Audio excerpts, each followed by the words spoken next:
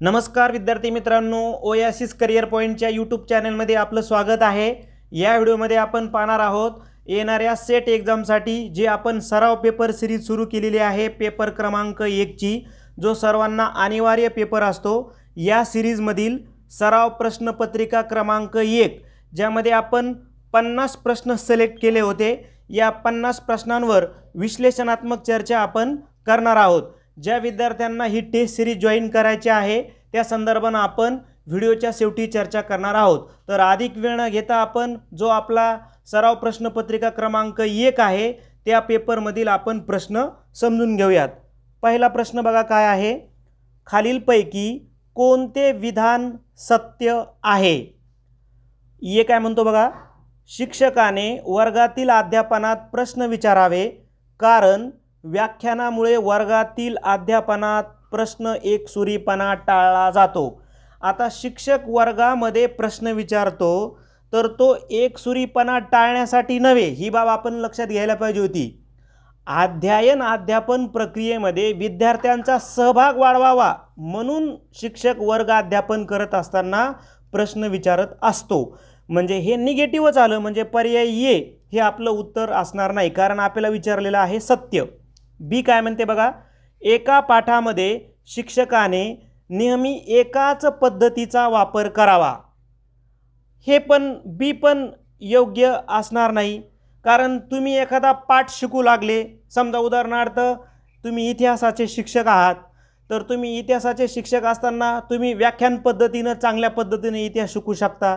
पण जर एखादं तिथं कम्युनिकेशन असेल तर तुम्ही तिथं रोल प्ले मेथड जास्त प्रभावी करू शकता लगेच 15 मिनिटाच्या नंतर। म्हणजे शिक्षकानं बहुआयामी असलं पाहिजे थोडक्यामध्ये टीचिंग करताना। फक्त एकाच पद्धतीचा वापर केला जर तर विद्यार्थी जे आहेत याचे काय म्हणजे त्यांचा जो रस आहे तो अध्यापनातला किंवा अध्ययन प्रक्रियेतला वाढणार नाही, म्हणून बी पण योग्य नाही। मूल्यमापन हे नेहमी सत्राच्या अखेरीस करावे। आता तर आपल्याला माहिती आहे की सतत सर्वंकष मूल्यमापन ही कन्सेप्ट आली आहे।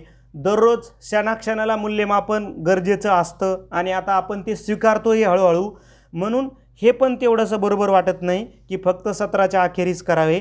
डी, अध्यापनाला सापेक्ष प्रक्रिया म्हणता येईल, हे आपलं उत्तर घेता येईल आपल्याला डी। आता कसं घेता येईल बघा, सापेक्ष प्रक्रिया रिलेटिव्ह प्रोसेस। सापेक्ष प्रक्रिया म्हणजे कसं, समजा एखादा टॉपिक एकच टॉपिक आहे, एक टॉपिक शिकवायचा आपल्याला, मात्र वर्ग बदलला म्हणजे विद्यार्थ्यांचा गट बदलवला आपण, विद्यार्थ्याचा गट बदलला म्हणजे विद्यार्थ्याचं वय बदललं, तर टीचिंग करत असताना किंवा अध्यापन करत असताना शिक्षकाला त्याचं शैक्षणिक साहित्य बदलावं लागेल, शिक्षकाला विद्यार्थ्याला जे अध्ययन अनुभव द्यायचे आहेत, अध्यापन अनुभव द्यायचे आहेत ते पण बदलावे लागतील आणि उदाहरणं पण बदलावी लागतील। म्हणजेच काय, ही सापेक्ष प्रक्रिया झाली, म्हणून अध्यापनाला सापेक्ष प्रक्रिया म्हणता येईल का, तर हो, म्हणून डी हे आपल्या प्रश्नाचं उत्तर असणार आहे। त्यानंतर या पद्धतीने उत्तम अभ्यासाच्या सवयी विकसित करता येतात। बघा, कधी पण असे प्रश्न सोडवताना आपल्याला हे समजून घ्यायचं आहे की आपल्याला जास्तीत जास्त बरोबर असणारं उत्तर पण निवडता आलं पाहिजे। तुम्हाला काय म्हटलं, त्या अभ्यासाच्या सवयी विकसित करतात, कशानं करता येतील असं थोडक्यात आपल्याला त्यांनी विचारलं होतं। बघा, व्याख्यानानं अभ्यासाच्या पद्धती विकसित करता येतील का, नाही, हे व्याख्यान हे तर शिक्षक केंद्री झालं पद्धती, आणि त्याच्यामध्ये अध्यापनासंबंधाच्या संदर्भानं चर्चा करता येईल ना आपल्याला, म्हणजे इथं अध्ययनाच्या संदर्भात नाहीच व्याख्यान, म्हणजे ये तर उत्तर नाही। पर्यवेक्षित अध्ययन ज्याला आपण सुपरवाइज लर्निंग असं म्हणतो, बी हे आपल्या प्रश्नाचं उत्तर होऊ शकतं। बघा, कारण काय आहे, ही अलीकडची कन्सेप्ट आहे। पर्यवेक्षित म्हणजे थोडक्यामध्ये काय, यामध्ये शिक्षकाची भूमिका ही सुपरवायझर सारखी, तुम्ही बघा ना, सुपरवाइज्ड लर्निंग सुपरवायझर सारखी असतो। म्हणजे शिक्षक फक्त काय करेल, विद्यार्थ्यावर कंट्रोल ठेवील, नियंत्रण ठेवील, एक मार्गदर्शनाचं काम करेल, निरीक्षण करेल आणि शिक्षाही करणार नाही, उलट विद्यार्थ्याला डायग्नोसिस करील। ह्या सर्व बाबी कशामध्ये येतात, सुपरवाइज्ड लर्निंगमध्ये येतात। मग विद्यार्थ्याला करेक्शन पण व्हायला विद्यार्थ्यांच्या चुकीच्या, शिक्षक विद्यार्थ्यांना मार्गदर्शन पण करायला लागला कुठं चुकलं असेल तर, मग साहजिकच विद्यार्थ्यांच्या अभ्यास सवयी काय होईल, विकसित होतील ना. म्हणून बी हे आपल्या प्रश्नाचं इथं उत्तर येणार आहे. कारण बघा स्वयं अध्ययनामध्ये काय व्हायला लागले, तुम्ही तर स्वयं अध्ययन उत्तर का घ्यायचं नाही, आपल्याला बीच का घ्यायचं. स्वयं अध्ययनामध्ये फक्त विद्यार्थी केंद्रीय अभ्यास पद्धती आहे ना ही. स्वयं अध्ययन काय, विद्यार्थी स्वतः करायला, त्याचे करेक्शन किंवा त्याच्यावर नियंत्रण नाही आहे, त्याला आळस आला आहे किंवा तो बोर झाला आहे, आलं लक्षामध्ये. त्यामुळं सेल्फ लर्निंगपेक्षा सुपरवाइज लर्निंग ही अभ्यासाच्या सवयी विकसित करू शकते. हे आपल्याला समजा चर्चा पद्धतीमध्ये अभ्यासाच्या सवयी तेवढ्या विकसित होणार नाही, आपल्यालाही कळतं. त्यानंतर नेक्स्ट, शैक्षणिकदृष्ट्या कमकुवत विद्यार्थ्याकडे विशेष लक्ष पुरवण्यासाठी तुम्ही कोणता उपाय योजवाल. ठीक आहे, कमकुवत विद्यार्थ्याकडे म्हटलंय आणि विशेष लक्ष पुरवण्यासाठी अशा विद्यार्थ्यांना अधिक प्रश्न विचारणे. आता अशा विद्यार्थ्यांना अधिक प्रश्न विचारून आपण कमकुवत विद्यार्थ्याकडे काय लक्ष देणार आहे, म्हणजे आपल्यालाही कळतं आहे की हे आपण उत्तर घ्यायलाच नाही पाहिजे. ठीक आहे. त्याच्यानंतर बी, अशा विद्यार्थ्यांना गृहस्वाध्याय देणे. आता ही एक महत्त्वाची बाब आहे बघा. बी हे सकारात्मक उत्तर आहे, हे आपण आन्सर घेऊ शकलो असतो. कारण सी वाचू बघा, वर्गातील उच्च व निम्न संपादन असलेल्या विद्यार्थ्यांचे एकत्रित लहान गट तयार करणे. हे करून पण काही आपल्याला सफल होणार नाही, कारण नाहीतर विद्यार्थ्यांच्या मनामध्ये तयार होईल की हे हुशार आहेत किंवा आम्ही हुशार नाहीत, म्हणजे विद्यार्थ्यांच्या मनामध्ये भेदभाव निर्माण होईल. मग असं शिक्षक करू शकत नाही, कोणताही गट तयार करू शकत नाही हुशाराचे उच्च संपादन असणारे आणि निम्न संपादन असणारे. का, कारण ती तर योग्य नाही. कारण आपल्याला काय प्रश्नामध्ये विचारले की तो शैक्षणिकदृष्ट्या कमकुवत आहे आणि त्याच्याकडे विशेष लक्ष द्यायचं आहे, तर बीच योग्य ना. किंवा तुला समजा उदाहरणार्थ एखाद्या विद्यार्थ्याचं हस्ताक्षर सुंदर नाही, मग त्याला लिहायला देईल. एखाद्या विद्यार्थ्यांचं गणित योग्य नाही, मग शिक्षक त्याला 4-5 गणितं देतील घरी करायला. म्हणजे बीच काय आहे, सर्वात सकारात्मक पर्याय आहे. डी बघा, ओव्हरहेड प्रोजेक्टर किंवा स्लाइड प्रोजेक्टर सारख्या अध्यापन साहित्याचा वापर करून. हे कमकुवत विद्यार्थ्याकडे काय करेल शिक्षक, कारण तो शैक्षणिकदृष्ट्याच कमकुवत आहे ना विद्यार्थी, त्याच्यामुळं पीपीटी थ्रू त्याच्याकडं म्हणजे त्याला पाठ शिकवणं वगैरे हे काही त्यातले पर्याय होणार नाही, हे आपण समजून घ्यायला पाहिजे. म्हणून आपल्या प्रश्नाचं उत्तर काय होणार आहे, बीच होणार आहे. त्यानंतर नेक्स्ट, स्वयंप्रभा योजनेबाबत काय अचूक, शेवटीला नाही म्हणतात ते, काय अचूक नाही, अर्थात स्वयंप्रभाबद्दल चुकीची ओळख निवडायची आहे. शालेय व महाविद्यालयीन विद्यार्थ्यांना मोफत ऑनलाईन शिक्षण देणे हे या योजनेचा उद्देश आहे. बरोबर आहे. वर्ग 9वी पासनं तर पोस्ट ग्रॅज्युएशनपर्यंत स्वयंप्रभावर आपल्याला एखादे कोर्सेस करता येतात, म्हणजे पहिलं तर बरोबर आहे. ही योजना माहिती दूरसंचार मंत्रालयाकडून राबवली जाते, पहिलं बरोबर आहे बघा. आता हे दुसरं रॉंग आहे बघा, दुसरं रॉंग आहे. कारण ही योजना माहिती दूरसंचार मंत्रालयाकडून नाही राबवली जात, ही योजना राबवली जाते शिक्षण मंत्रालयाकडून ही योजना राबवली जाते. म्हणजे हेच आपल्या प्रश्नाचं उत्तर आहे. कारण अचूक नाही म्हणलंय ना, म्हणजे चुकीचं कोणतं आहे मग, बी. म्हणून बी हेच आपलं उत्तर आहे, कारण हेच काय आहे, चुकीचं आहे. हे तर बरोबर आहे. सी वाचा, या योजनेमार्फत विद्यार्थ्यांना 40 DTH चॅनलद्वारे व्हिडिओ लेक्चर्स दिले जातात. आता या प्रश्नाचं उत्तर बऱ्याचशा विद्यार्थ्यांना प्रॉब्लेम येईल, कारण कधी कधी गुगलवर 32 दाखवतात, अलीकडे मध्ये 34 झाले होते, परंतु थोडंसं अपडेटेड आहेत. वर्षा 2 वर्षाला चॅनलची संख्या वाढते. आपण जेव्हा प्रश्न सेट केला त्यावेळेस किंवा तुम्ही आता जरी सर्च केलं डायरेक्ट स्वयंप्रभा तरी 40 DTH चॅनल आहेत. म्हणून थोडंसं असे प्रश्न थोडेसे प्रॉब्लेमॅटिक असतात, ते आपण समजून घ्यायला पाहिजे. म्हणजे इथं वास्तविक पाहता हा प्रश्न आजच्या स्थितीला बरोबरच आहे. त्यानंतर ही योजना 9 जुलै 2017 रोजी सुरू करण्यात आली. यस. आपल्याला काय विचारलं, अचूक नाही, कोणतं चुकीचं आहे, बी. मग उत्तर कोणतं घ्यायचं, पर्याय बी. कारण ही दूरसंचार मंत्रालयाकडून नाही योजना, ही शिक्षण मंत्रालयाची आहे. त्यानंतर बघा, वर्तमानात सतत सर्वांकष मूल्यमापन, ज्याला आपण कंटिन्युअस कॉम्प्रेहेन्सिव्ह इव्हॅल्युएशन म्हणतो, महत्त्वाचं आहे. त्याचं कारण काय आहे बघा, का म्हणजे त्याचं कारण काय आहे. अलीकडं जे सतत सर्वांकष मूल्यमापनाचा जे काही महत्त्व वाढले त्याचं कारण काय, असा सरळ आपल्याला प्रश्न विचारलेला आहे. आता जर आपण थोडंसं डिटेलमध्ये गेलो, आपण ज्या विद्यार्थ्यांचं BEd आणि D.Ed झालं त्यांना लगेच हा प्रश्न कळेल. कारण दोन कन्सेप्ट एकत्र केल्या त्यांनी. सतत इव्हॅल्युशन, ज्याला आपण कंटिन्युअस इव्हॅल्युशन म्हणू, सतत मूल्यांकन, ही एक कन्सेप्ट आहे याच्यामध्ये. आणि दुसरी प्लस केली त्यांनी सर्वंकष, ज्याला आपण कॉम्प्रेहेन्सिव्ह म्हणू. म्हणजे दोन्ही एकत्र. मग आता तुम्हाला सातत्यपूर्ण मूल्यांकन माहीत पाहिजे की सतत इव्हॅल्युशन किंवा त्याला काय इंग्लिशमध्ये कंटिन्युअस इव्हॅल्युशन म्हणू आपण, हे तुम्हाला माहीत पाहिजे. याच्यामध्ये काय असते, फॉर्मॅलिटीज असते याच्यामध्ये. घटक चाचणी, सत्र परीक्षा, नंतर वार्षिक परीक्षा, म्हणजे कंटिन्यू सातत्याने ह्या एक एक एक एक एक एक एक एक एक्झाम घेतल्या जातात. कशामध्ये, कंटिन्युअस इव्हॅल्युशनमध्ये. आता याला प्लस काय करायचं, सर्वंकष मूल्यमापन किंवा कॉम्प्रेहेन्सिव्ह इव्हॅल्युशन. आता कॉम्प्रेहेन्सिव्हमध्ये काय असतं, सर्वंकषमध्ये काय असतं, परीक्षा तर असतात, परंतु विद्यार्थ्याचा बोधात्मक, भावात्मक आणि क्रियात्मक, थोडक्यामध्ये जी मूल्यमापनाची तिन्ही उद्दिष्ट आहे ती याच्यामध्ये इन्क्लूड असतात. कशामध्ये, सर्वंकष मूल्यमापनामध्ये. म्हणजे ह्या घटक चाचण्या, सत्र परीक्षा आता येतील, परंतु तोंडी, प्रात्यक्षिक आणि मूल्यमापनाची गुणात्मक साधने, ह्या सर्व बाबी त्याच्यामध्ये येतात.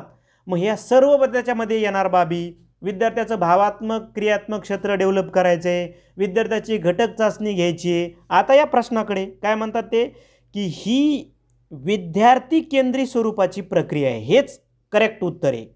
कारण सगळी काय आहे, घटक चाचणी विद्यार्थ्याशी रिलेटेड, वार्षिक चाचणी विद्यार्थ्याशी रिलेटेड, विद्यार्थ्याचं बोधात्मक, भावात्मक, क्रियात्मक क्षेत्र स्टुडंट आला.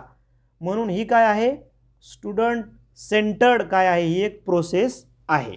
म्हणून हेच हे उत्तर घेणं आपण अपेक्षित होतं. त्यानंतर नेक्स्ट, प्रत्यक्षवाद डॅश डॅश सूचित करते. सरळ सरळ प्रश्न विचारला आपल्याला आणि एकदम रिसर्चमधला थॉरटिकल क्वेश्चन आहे हा. प्रत्यक्षवाद, पॉझिटिव्हिझम. आपल्याला माहीत आहे की शास्त्रामधून रिसर्च करत असताना प्रॉब्लेम येत नाही, परंतु अलीकडं म्हणजे 19व्या-20व्या शतकामध्ये सामाजिक क्षेत्रामध्ये सुद्धा, म्हणजे सामाजिक घटनांचा पण अभ्यासासाठी रिसर्च व्हावा असे अलीकडच्या म्हणजे चर्चा झाल्या. आणि म्हणून त्याचा विचार म्हणून एक रिसर्चमध्ये प्रत्यक्षवाद उदयास आला, हे आपल्याला समजलं पाहिजे. ठीक आहे. म्हणजे थोडक्यामध्ये सामाजिक घटनांच्या अभ्यासासाठी नैसर्गिक शास्त्राच्या अभ्यासावर आधारित हा एक वैज्ञानिक दृष्टिकोन आहे. हा एक वैज्ञानिक दृष्टिकोन आहे. कशाचा, सामाजिक शास्त्रांचा अभ्यास करणाऱ्या घटनांचा. आपल्याला थोडंसं डिटेलमध्ये माहीत पाहिजे की प्रत्यक्षवाद रिसर्चमध्ये किंवा प्रत्यक्षवादाचे जनक कोण आहेत, तर प्रत्यक्षवादाचे जनक आहेत ऑगस्ट कॉम्ट यांनी सर्वप्रथम हा एक संशोधनाचा दृष्टिकोन मांडला होता. आता प्रश्नाकडे जाऊया की प्रत्यक्षवाद डॅश डॅश सूचित करते. काय करते, वस्तुकरण, संशोधनाकडे बघण्याचा सकारात्मक दृष्टिकोन, तटस्थ वस्तुनिष्ठ विश्लेषण आणि ज्ञानमीमांसा शास्त्रीय भूमिका, तथ्यसामग्री, सिद्धांत, एकात्मिक विश्लेषण. तर आपल्या प्रश्नाचं उत्तर आहे प्रत्यक्षवादामध्ये तटस्थता आहे. त्याच्यानंतर म्हणजे न्यूट्रल होऊन व्यक्तीनं रिसर्च करावा, सामाजिक घटना जरी असतील ती, आणि वस्तुनिष्ठ विश्लेषणाला वाव द्यावा म्हणजे ऑब्जेक्टिव्ह ॲनालिसिस, आणि ज्ञानमीमांसा शास्त्रीय भूमिका असणं गरजेचं आहे. म्हणजे पर्याय सी हे आपल्याला प्रत्यक्षवाद सूचित करतो. त्यानंतर नेक्स्ट क्वेश्चन आहे, संबंधित साहित्याचा आढावा, ज्याला आपण लिटरेचर रिव्ह्यू असं म्हणतो, घेण्याचं पुढीलपैकी कोणतं कार्य नाही म्हटलंय. संबंधित साहित्याचा आढावा घेण्याचं पुढीलपैकी कोणतं कार्य नाही. तर आपल्याला माहीत आहे की संबंधित साहित्याच्या आढावामध्ये संशोधन करताना संशोधन समस्या निवडण्यापासून ते संशोधनाचे निष्कर्ष काढण्यापर्यंत प्रत्येक टप्प्यामध्ये आपल्याला लिटरेचर रिव्ह्यूची मदत होतं. म्हणजे संशोधन समस्या करण्यापासून म्हणजे लिटरेचर रिव्ह्यूमध्ये ये तर आला, ये तर आपल्याला नाही म्हटलं आहे, ती एक बाब महत्त्वाची आहे, ये आला. आता लिटरेचर म्हणजे समस्या ओळखणे म्हणजे मग परिकल्पना विकसित करणे बी त्याच्यामध्ये येईल, आणि डेव्हलपिंग मेथड, कोणती मेथड वापरायची हे पण त्याच्यामध्ये येईल. मुळामध्ये लिटरेचर रिव्ह्यू का आणला आपण रिसर्चमध्ये, तर एखादी आपण समस्या निवडली रिसर्च करताना तर ती रिपीट होते का. मग लिटरेचर रिव्ह्यू जर आपण केला तर आपण काय करणार, अगोदरचे संशोधन पाहणार त्या विषयाचे आणि पाहणार की त्यानं कोणत्या हायपोथेसिस निवडल्या होत्या, त्यानं रिसर्च प्रॉब्लेम काय निवडला होता, त्यानं मेथड कोणती निवडली होती, त्याची पुनरावृत्ती आपल्या संशोधनात होऊ द्यायची नाही. म्हणून आपण लिटरेचर रिव्ह्यू करत असतो. म्हणजे मग ABD हे लिटरेचर रिव्ह्यूचे भाग आहेत. कोण भाग नाही तर कलेक्टिंग डाटा. हे तर प्रत्यक्ष संशोधन सुरू झाल्यावर करावं लागेल ना. ठीक आहे, म्हणून C हे आपल्या प्रश्नाचं इथं उत्तर असणार आहे. हे आपण समजून घेणं अपेक्षित आहे. त्यानंतर नेक्स्ट, पुढीलपैकी कोणती तथ्य संकलनाची पद्धत, ज्याला आपण मेथड फॉर कलेक्टिंग डाटा म्हणतो, पण शेवटीला म्हणले नाही, तथ्य संकलनाची पद्धत नाही म्हटले. ठीक आहे, व्यक्तिगत मुलाखत, टपालाद्वारे पाठवलेली प्रश्नावली, प्रश्नसूची आणि संख्याशास्त्रीय चाचणी. संख्याशास्त्रीय चाचणी. कोणती तथ्य संकलनाची पद्धत नाही असा आपल्याला त्यांनी प्रश्न विचारला आहे. आता आपल्याला माहीत पाहिजे की तथ्य नेमकं रिसर्चमधलं कलेक्टिंग डाटा म्हणजे काय किंवा तथ्य संकलन म्हणजे काय. आपल्याला माहिती आहे की तथ्य संकलन हे आपण प्राथमिक व दुय्यम स्रोताद्वारे करतो. मग याच्यामध्ये तथ्य संकलनामध्ये काय काय येतं? तथ्य संकलनामध्ये येतं प्रश्नावली. तथ्य संकलनामध्ये प्रश्नावली येतात. तथ्य संकलनामध्ये मुलाखत येते, म्हणजे ए पण येते बी पण येते. त्याच्यानंतर अनुसूची येते, म्हणजे अनुसूची म्हणजे निरीक्षण येते. अनुसूची येतं म्हणजे प्रश्नसूचीसुद्धा येणार. अनुसूची आली म्हणजे प्रश्नसूची पण येणार. अजून याच्यामध्ये प्लस निरीक्षण पण घ्यायला पाहिजे आपण. निरीक्षण पण येतं. आपल्याला काय म्हणलं ते तथ्य संकलनात काय येणार नाही? संख्याशास्त्रीय चाचणी तथ्य संकलनामध्ये येणार नाही. म्हणजे पर्याय डी हे आपल्या प्रश्नाचं उत्तर आहे. 1, 2 आणि 3 येईन, म्हणजे ABC येईन, डी येणार नाही. मग आता आपल्याला हे बी माहीत पाहिजे की डी कुठं येते. डी येते तथ्य विश्लेषणात. थोडासा मायक्रो फरक आहे बघा. तथ्य विश्लेषणामध्ये डी येतं. मग या तथ्य विश्लेषणामध्ये काय असतं? म्हणजे आपल्याला माहिती आहे की रिसर्च जे विद्यार्थी त्यांना माहिती आहे की तथ्य विश्लेषण हे संशोधन अहवालाचा गाभा संबोधल्या जातं. मग तथ्य विश्लेषणामध्ये काय येतं? मध्यमान वापरायचं की मध्यगा, प्रमाण विचलन, टी टेस्ट, F टेस्ट, सगळी जी सांख्यिकीय माहिती आहे ही तथ्य विश्लेषणामध्ये येतं. म्हणजे रिसर्चचे ज्यावेळेस आपण पायऱ्या बघतो ना, अगोदर असतं तथ्य संकलन, नंतर तथ्यांचं वर्गीकरण आणि नंतर असतं तथ्य विश्लेषण. म्हणजे तुम्हाला जर एवढं जरी माहीत असलं किंवा संख्याशास्त्रीय चाचणी ह्या तथ्य विश्लेषणामध्ये येतात, तथ्य संकलनामध्ये येतात मुलाखती, प्रश्नावल्या, सूची आणि निरीक्षणं, तरी आपण डी पर्यंत पोहोचू शकलो असतो. गृहीतक कृत्य, ज्याला आपण हायपोथेसिस म्हणतो किंवा त्यालाच आपण परिकल्पना देखील असं म्हणतो, हे असते. गृहीतक कृत्य हे डॅश डॅश असते. तर गृहीत कृत्य मूल्य निवड आहे का? हे स्थापित तथ्य असतं का? चल घटकातील संबंधाचे अनुमान आणि मत. तर आपल्याला माहीत पाहिजे की गृहीतक कृत्य हे चल घटकातील संबंधाचे एक अनुमान असते. ठीक आहे, 2 किंवा अधिक चलाचा संबंध ते दर्शवतं. मग आपल्याला लगेच क्लिअर व्हायला पाहिजे होतं की हायपोथेसिस त्याला म्हणतात. आपल्याला माहिती आहे की हायपोथेसिस म्हणजे नेमकं काय आहे की संशोधनाची दिशा निर्धारित करण्यासाठी संशोधन समस्येचं एक संभाव्य उत्तर शोधलेलं असतं. या संभाव्य उत्तरालाच आपण काय म्हणतो? तो परिकल्पना म्हणतोस किंवा आपण त्याला काय म्हणतो? तो हायपोथेसिस म्हणतो. हे आपण आपल्या अनुभव, आपलं निरीक्षण, आपलं ज्ञान, आपले तर्क यावरून आपण ते क्रिएट करत असतो. ठीक आहे, आणि मग संशोधन प्रक्रियेनंतर आपण त्याची सत्य असत्यता तपासत असतो. थोडक्यात हायपोथेसिसमुळे संशोधनाला दिशा मिळते हे आपल्याला समजायला पाहिजे. आणि 2 चलामध्ये, 2 किंवा अधिक चलामध्ये जो संबंध आहे ते गृहीतक कृत्य दाखवत असतात. आता उदाहरणार्थ 2 चलं कोणती? तुम्ही जी तुम्ही जी गृहीत कृत्य निवडलं, समजा आता तुम्ही रिसर्च कराले की अनुभवी शिक्षक व नवीन शिक्षक यांच्या अध्यापनात फरक असतो. किती आले चलं? 2 चल आले, अनुभवी शिक्षक आणि नवीन शिक्षक. मग याचा संबंध ते दाखवतं ना, म्हणून तर म्हणलं इथे व्हेरिएबल म्हणजे तेच ना, चलच ना. ठीक आहे, म्हणून सी हे आपल्या प्रश्नाचं उत्तर आहे. प्रायोगिक संशोधनात डॅश डॅश प्रक्रियेची गरज परत एकदा निगेटिव्ह नसते म्हटलं इथे. प्रायोगिक संशोधनात डॅश डॅश प्रक्रियेची गरज नसते. प्रायोगिक संशोधने, प्रायोगिक संशोधनामध्ये एक्सपेरिमेंटल रिसर्च म्हणजे कंट्रोल गरजेचं आहे, नियंत्रण गरजेचं आहे. जे आपण चल घेतलेली आहेत त्याच्यावर आपलं नियंत्रण गरजेचं आहे. म्हणजे ही वैशिष्ट्ये आहेत प्रायोगिक संशोधनाची. नंबर 1 हे नंबर 1चं वैशिष्ट्य आहे. नंबर 2 निरीक्षण पण प्रायोगिक संशोधनाचं वैशिष्ट्य आहे. निरीक्षण म्हणजे प्रयोगाचा आत्मा आहे.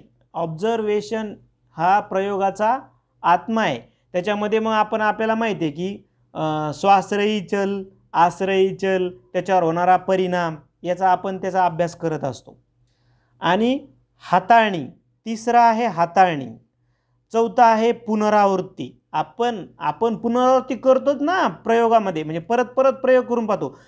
समजा एखाद्या निष्कर्षाची आपल्याला वैधता जर तपासायची आणि तुम्ही एक्सपेरिमेंटल रिसर्च करत आहात तर तुम्ही काय करणार, तो प्रयोग परत परत करणार. म्हणून ते एक पुनरावृत्ती किंवा रिप्लिकेशन हे एक वैशिष्ट्यच आहे ना एक्सपेरिमेंटल रिसर्चचं. म्हणजे हे झालं चौथं वैशिष्ट्य. अजून याच्यामध्ये जे दिले नाहीत, यादृच्छिकीकरण हे 5वं वैशिष्ट्य आणि कार्यकारण भाव हे आहे एक्सपेरिमेंटल रिसर्चचं 6वं वैशिष्ट्य. फक्त याच्यामध्ये काय येणार नाही, रेफरन्स कलेक्शन याच्यामध्ये काही महत्त्वाचं नाही एक्सपेरिमेंटल रिसर्चमध्ये. म्हणून आपण त्याला लगेच संदर्भ संकलन लगेच बाहेर काढला असता आपण, कारण ए, बी आणि डी हे महत्त्वाचे येतं एक्सपेरिमेंटल रिसर्चमध्ये. सी काही तेवढं महत्त्वाचं नाही. म्हणून सी हे आपल्या प्रश्नाचं उत्तर आहे. त्याच्यानंतर आपल्याला उतार्यावर आधारित प्रश्न असतात 5. तर हे तुम्ही इथं याचा स्क्रीनशॉट घ्या किंवा आपले जे टेलिग्राम चॅनल आहे त्याला आपण ही प्रश्नपत्रिका पाठवलेली आहे, त्यामध्ये जाऊन पण तुम्ही ते प्रश्न सोडवू शकता. क्वेश्चन क्रमांक 11चं जे उत्तर आहे, क्वेश्चन क्रमांक 11 उतार्यावर आधारित प्रश्नांचं, त्याचं उत्तर आहे सी. त्याच्यानंतर क्वेश्चन क्रमांक 12चं उत्तर आहे सी. त्याच्यानंतर क्वेश्चन क्रमांक 13, क्वेश्चन क्रमांक 13चं उत्तर आहे बी. त्यानंतर क्वेश्चन क्रमांक 14चं उत्तर आहे डी. त्यानंतर क्वेश्चन क्रमांक 15चं उत्तर आहे ए. त्यानंतर कम्युनिकेशनच्या प्रश्नांवर आपण चर्चा करूयात.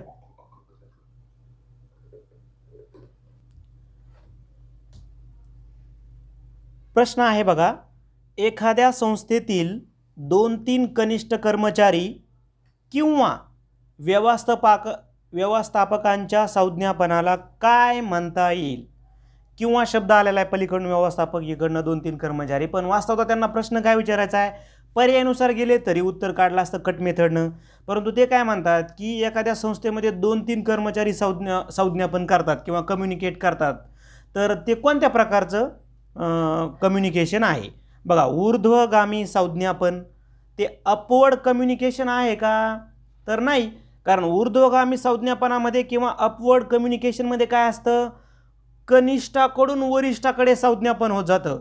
म्हणजे एखादी कंपनी आहे, मग कामगार, त्याच्यानंतर मग तो सुपरवायझर, नंतर तो MD, नंतर तो मालक, अशा पद्धतीचं कम्युनिकेशन होतं. समजा आपण जर महाविद्यालयाचं उदाहरण घेतलं तर विद्यार्थी एखादी समस्या सांगतील त्यांच्या शिक्षकांना, मग शिक्षक किंवा प्राध्यापक म्हणून आपण, प्राध्यापक समस्या सांगतील HODला, मग HOD प्रिन्सिपल. अशा पद्धतीनं जे कनिष्ठाकडून वरिष्ठाकडे जे कम्युनिकेशन होतं ते असतं ऊर्ध्वगामी. म्हणजे इथं हे उत्तर येणार नाही आपलं, इथं तर एकाच 2-3 कर्मचारी बोलू लागले. इथं अधोगामी अपवर्ड कम्युनिकेशनच्या विरुद्ध अगदी डाऊनवर्ड कम्युनिकेशन. डाऊनवर्डमध्ये काय असतं, वरिष्ठाकडून कनिष्ठाकडे कम्युनिकेशन होतं.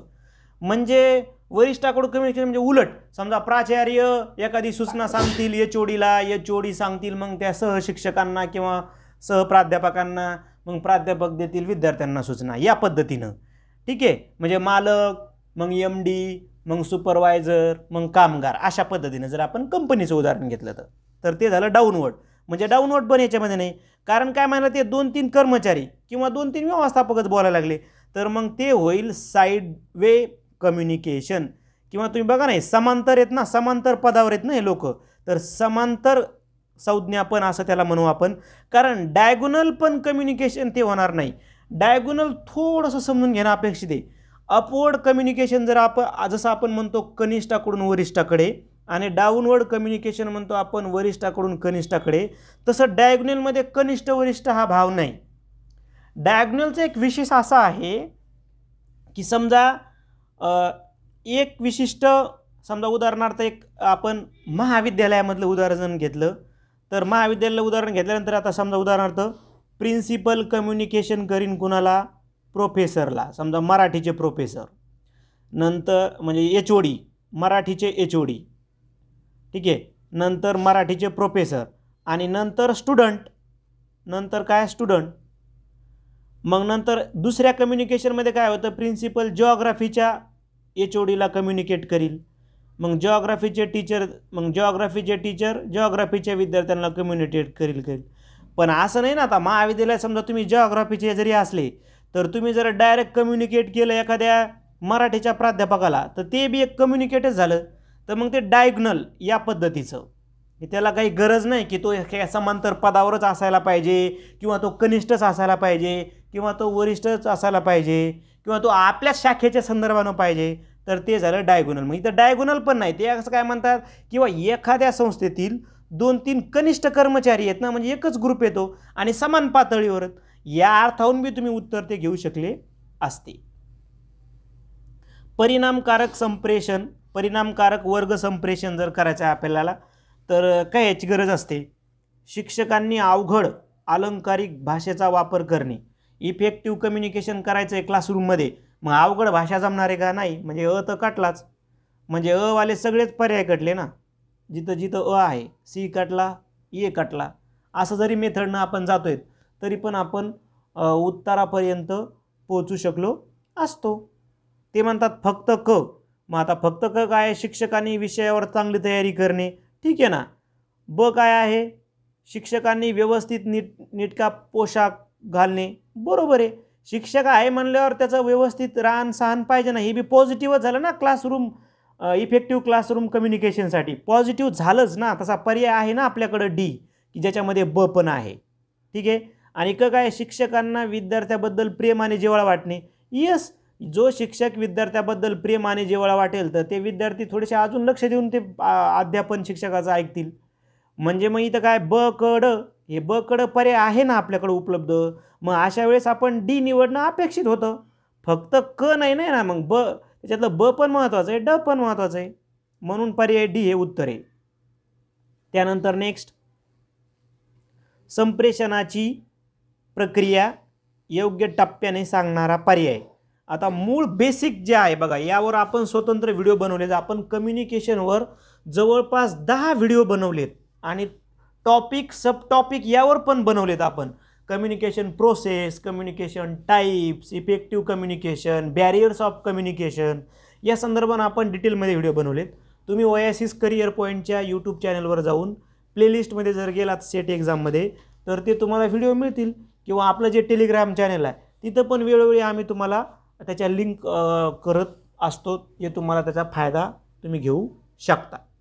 तर ही प्रोसेस काय आहे, कम्युनिकेशन प्रोसेसमध्ये सगळ्यात महत्त्वाची बाब आहे, तुम्हाला एखाद्याला बोलायचं आहे तर अगोदर तुमच्या मनामध्ये काय त्याची कल्पना येईल, तुमच्या मनामध्ये त्याचा विचार येईल की मी काय बोलायला पाहिजे, बरोबर का. अगोदर विचार येतो ना, आपण का बोलल्यावर नंतर विचार करतो.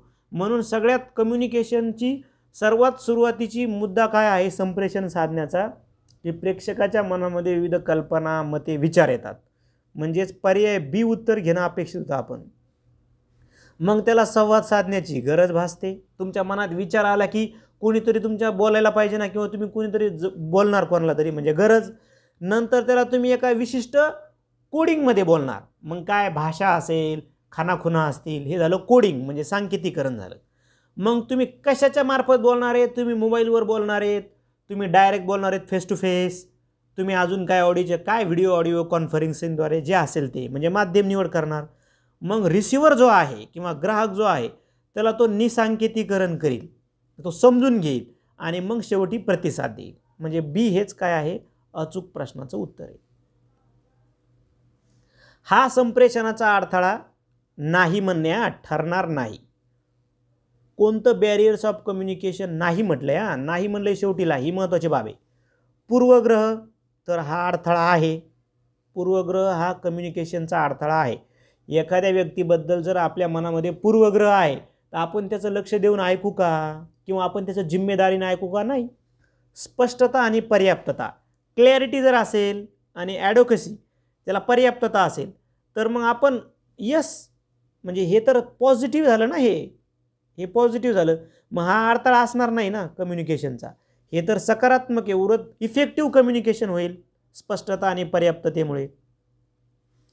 पिढीतील अंतर, जनरेशन गॅपमध्ये कम्युनिकेशन अडथळा ठरू शकतो का? येस. उदाहरणार्थ नातू आणि आजोबा, आजोबा सुशिक्षित नाही आहेत, आजोबाला इंग्रजी येत नाही, आजोबाला म्हणजे जर सुशिक्षित नसेल तर मग नातू आता इंग्रजी शाळेत जातोय, तर मग त्यांच्या कम्युनिकेशनमध्ये अडथळा येण्याची शक्यता आहे. जनरेशन गॅप, आपण सिंपल उदाहरण घेतोय, तुम्ही कोणतेही उदाहरण घेऊ शकता. लांबलचक संदेश, लेंदी मेसेज पण अडथळा ठरणार आहे, म्हणजे सी पण अडथळा ठरेल, डी पण ठरेल, परंतु बी हा अडथळा ठरणार नाही. म्हणून उत्तर काय घेणं अपेक्षित होतं आपण? पर्याय बी. त्यानंतर टेबल टेनिसमधील खेळामध्ये दोन खेळाडूंना आलटून पालटून खेळवायची जशी संधी मिळते त्याच प्रकारे संप्रेषणामध्ये प्रेषक व ग्राहक यांच्यामध्ये संप्रेषण घडून येते. हे विधान डॅश डॅश उपपत्तीशी संबंधित आहे.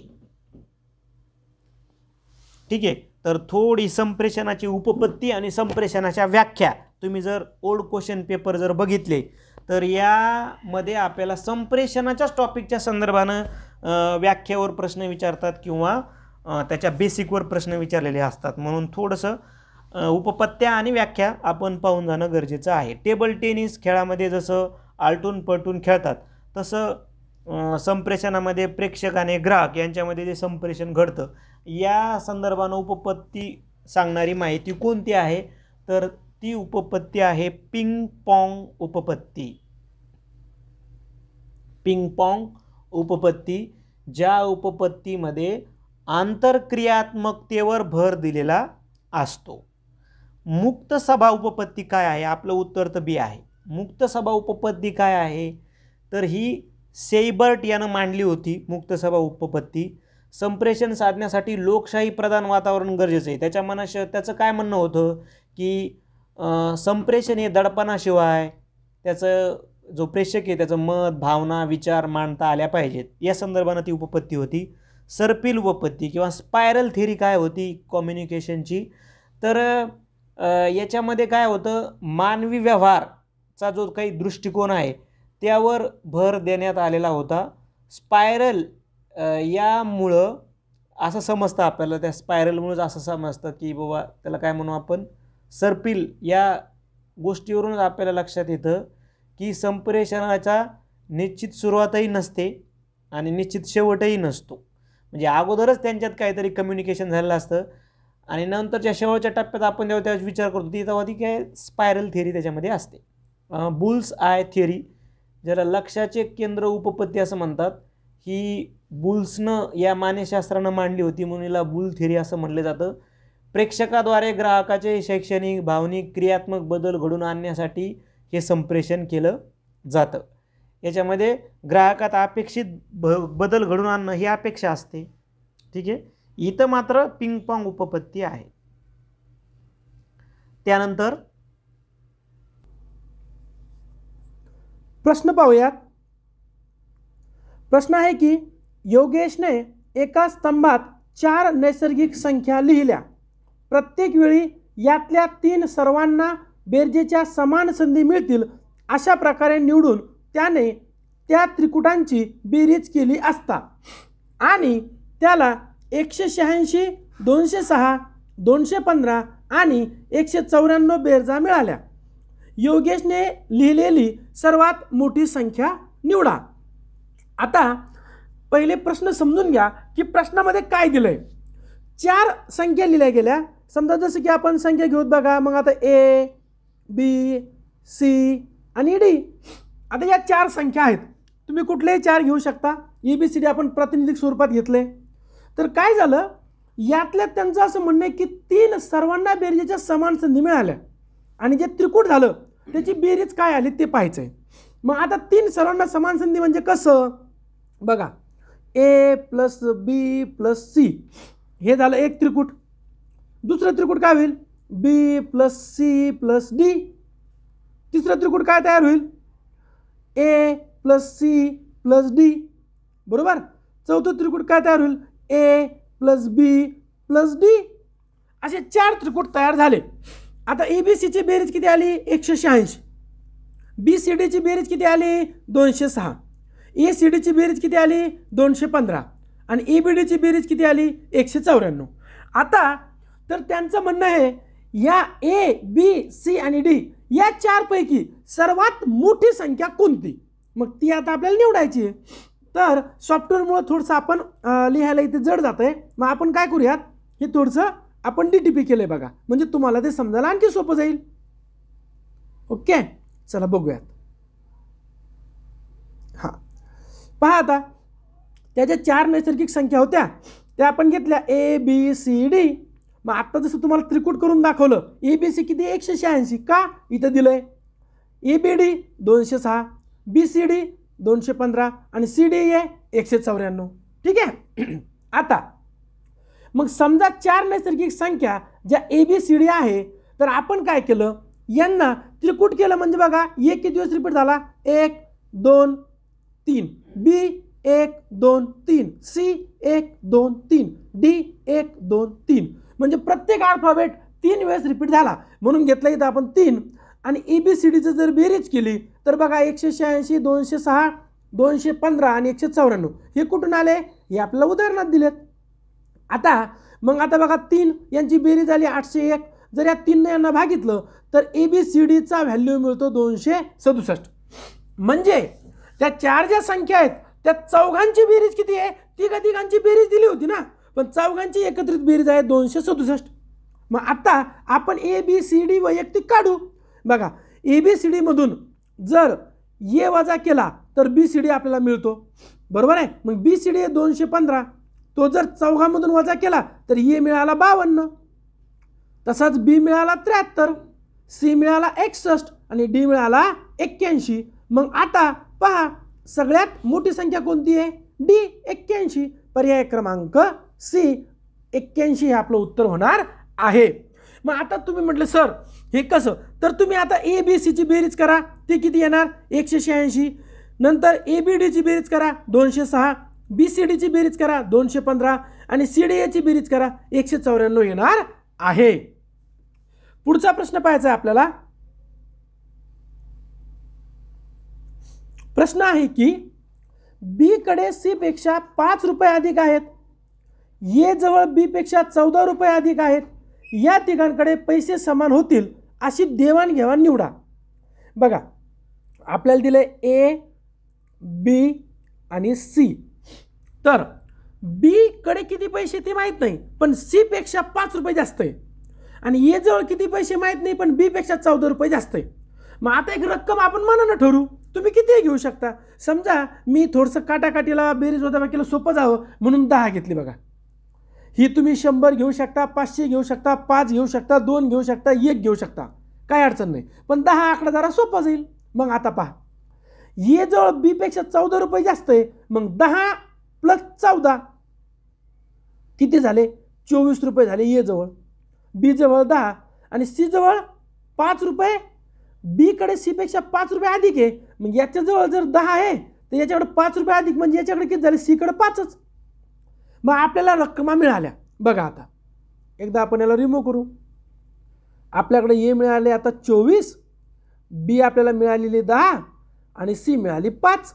तर बी आपण मनाने घेतली 10, त्या तुलनेत त्या प्रमाणात ए मिळाली 24 आणि सी 5. मग आता एक एक पर्याय निवडू. एला बी, ए हा बीला 6 रुपये देईल. एनं बीला 6 रुपये दिले. मग बी जवळ किती झाले? 10 आणि 6 16. आणि बी हा सीला 3 रुपये देईन. यातले पुन्हा 3 रुपये बीनं सीला दिले. मग आता इथे किती राहिले? 13. आणि सीला किती झाले? 8. मग आता किती झाले? 24ने किती दिले होते? 24 मधून 6 गेले ते वजा 6. मग आता ए जवळ झाले 18 रुपये, बी जवळ 13 रुपये आणि सी जवळ 8 रुपये. सारखे झालं का? देवाणघेवाण अशी निवडा की समान होईल. नाही झालं म्हणजे हे पर्याय काटला. समजतंय? अशा प्रकारे आपल्याला आता बी सी आणि डी सोडवायचे आहेत.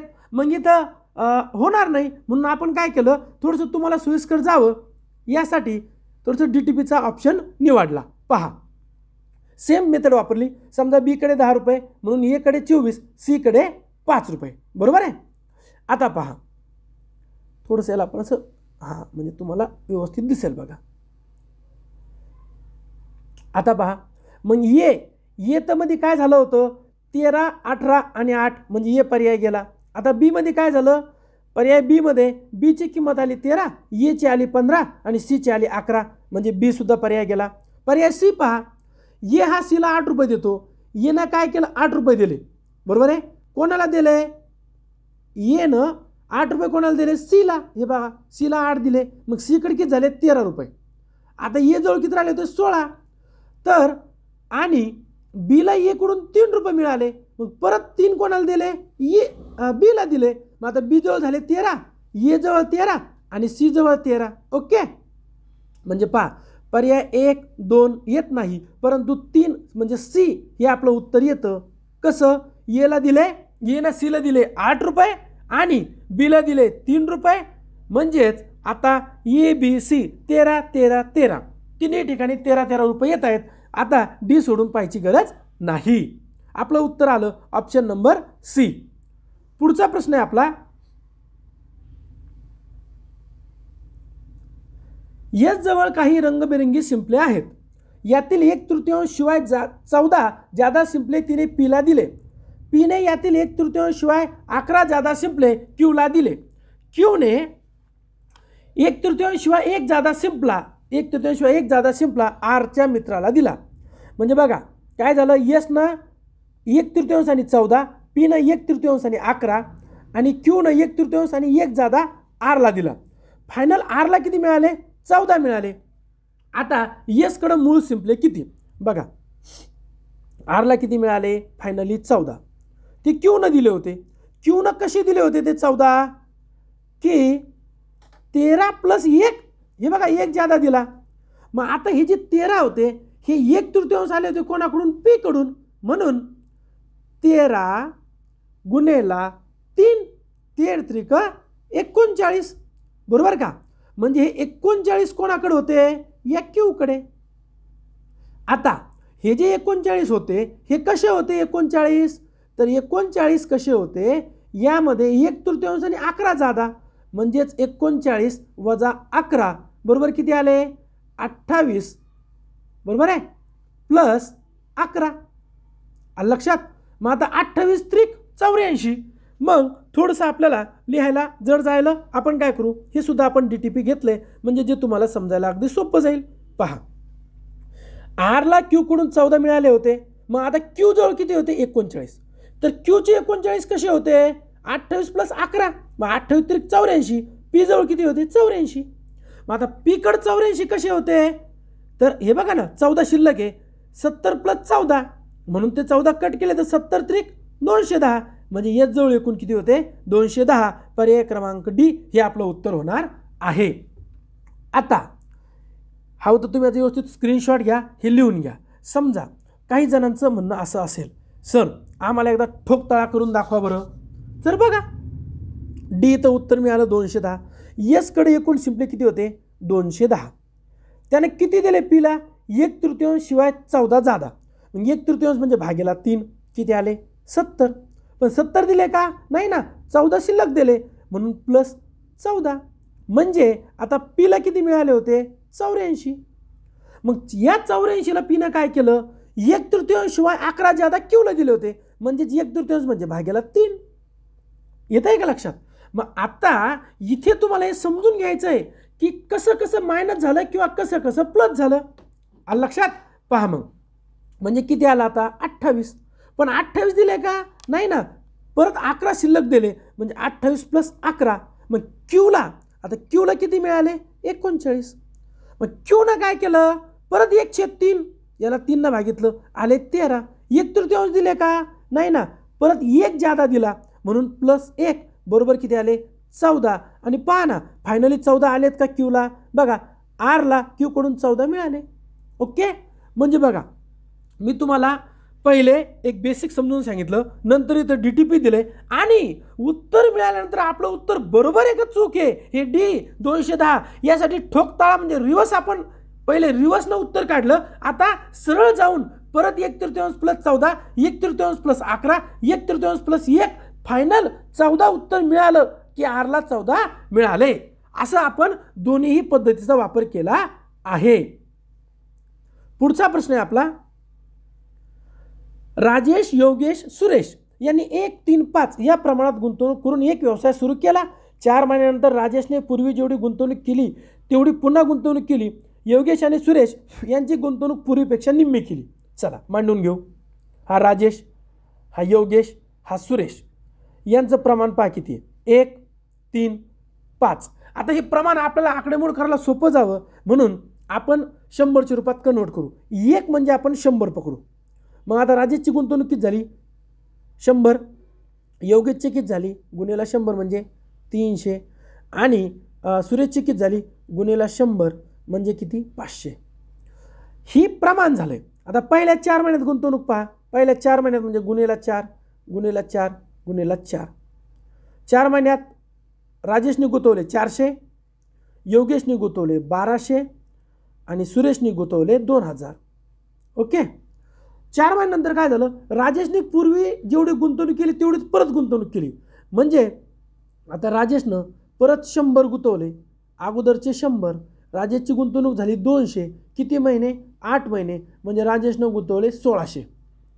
योगेशनं काय केलं अर्धे केले म्हणजे 300 किती होते पहिले आधी 300 गुंतवणूक होती ना त्याचे अर्धे म्हणजे 150 गुणेला 8 15 8 120 म्हणजे 1200.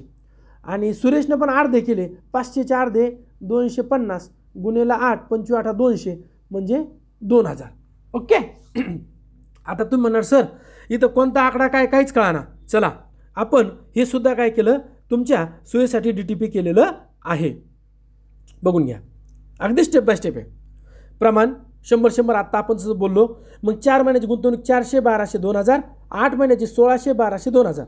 मग आता राजेश, योगेश आणि सुरेशची एकूण 12 महिन्याची गुंतवणूक किती 2000 2400 आणि 4000. मग आता याला आपण काटाकाटी करू शकतो. सगळ्यांना भाग कशाने जातो 400 भाग जातो की नाही जातो. मग आता 2000 भागाला 400 आलं 5, 2400 भागाला 400 संचोक 24 आणि 4 10 4000 आलं 10. म्हणजे यांचं गुंतवणुकीचं प्रमाण आहे 5 या 6 या 10. राजेशची गुंतवणूक 5, योगेशची 6, सुरेशची 10.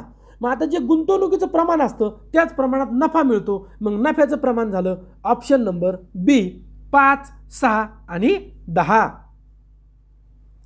पुढचा प्रश्न आहे आपला,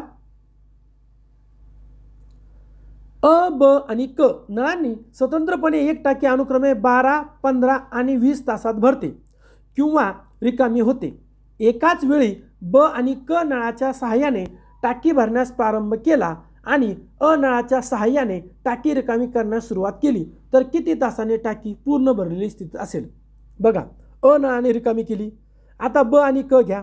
मग ब नळ किती आहे 1/12 प्लस क किती 1/15 आणि अ नळ जो आहे काय आहे एकदा बघा पहिले आपण लिहून घेऊ. अ नळ 12, ब नळ 15 आणि क नळ 20. मग आता मांडणी करा. 2 नळांनी भरते ब आणि क म्हणून पहिले ब घ्या 1/15 प्लस क घ्या 1/20. अ नळाने रिकामी होते म्हणजे 1/12 रिकामी होते म्हणून वाजा. आता लसाव पद्धतीनं छेद समान करू म्हणजे आता कुठं भाग जातो बघा 15 चोक 60. बघा 15 चोक 60, 20 त्रिक 60 वजा 12 पंचे 60. मग सगळ्यांना 60 आलं. 4 आणि 3 7, 7तून 5 गेले खाली राहिले 2, 2/60 भागाकार करा. बे 1 बे, बे त्रिक खाली आले 30 म्हणजेच 30 तासात टाकी पूर्ण भरलेली असेल. पर्याय क्रमांक बी. ओके. चला पुढे काय केलं आपण परत तुम्हाला हे व्यवस्थित अगदी समजावं यासाठी DTP करून दिले. अ 12 तास, ब 15 तास, क 20 तास. मग आता लसावी पद्धतीनं छेद समान केले उत्तर मिळालं 1/30 पर्याय क्रमांक बी. पुढचा प्रश्न आहे आपला,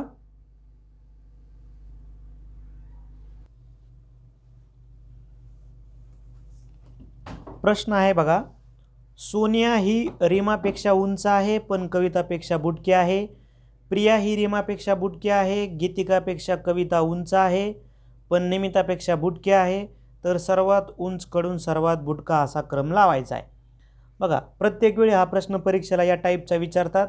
त्यामुळं तुम्ही एक प्रॅक्टिस जर केली तर आपला हातचा मार्क आहे. जशी माहिती दिली तशी तुमच्या पद्धतीनं हा प्रश्न तुम्ही वेगवेगळ्या तुमच्या पद्धतीनं सोडू शकता. पण समजा माहिती काय दिली प्रश्नात तशी आपण ट्रेस करायची आकृती. सोनिया ही रीमापेक्षा उंच आहे. मग आता समजा उदाहरणार्थ आपण सोनिया कुणापेक्षा उंच आहे? रीमापेक्षा. मग हिला आपण म्हणलो सोनिया आणि हिला म्हणलो आपण रीमा. ठीक आहे, आपण तसं दाखवलं आहे की सोनिया थोडीशी उंच आहे रीमापेक्षा. त्याच्यानंतर कवितापेक्षा बुटकी आहे. पण म्हणलंय ना, कवितापेक्षा बुटकी आहे, याचा अर्थ काय?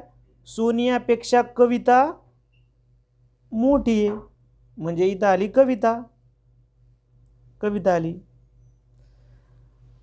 प्रिया ही रीमापेक्षा बुटकी आहे, म्हणजे रीमा ही इथं आहे. प्रिया तिच्यापेक्षा बुटकी आहे, म्हणजे प्रिया इथंच आहे. मग याचा अर्थ मग ही प्रिया. ठीक आहे.